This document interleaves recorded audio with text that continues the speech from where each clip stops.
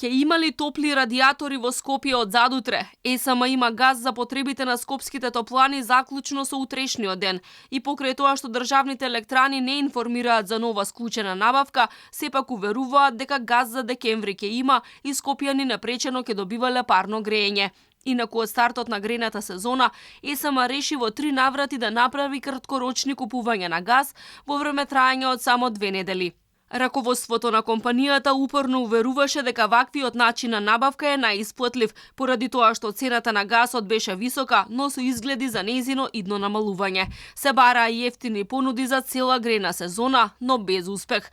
Во обид да заштеди, ЕСМ се обиде да работи на алтернативно гориво дизел, поднесе барање кое не беше прифатено од Министерството за животна средина. Министерот Нуредини напомена дека нема да дозволи скопските топлани да работат на мазут или дизел, енергенси кои премногу ја загадуваат околината и здравјето на луѓето, во услови кога газ има доволно и може да се набави на пазарот, а топланите не поседуваат филтри.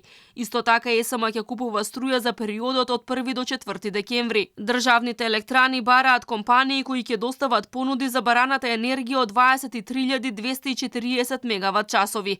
Директорот Ковачевски пред неколку дена напомена дека за увоз на електрична енергија од странство следниот месец ќе се потрошат 25 милиони евра.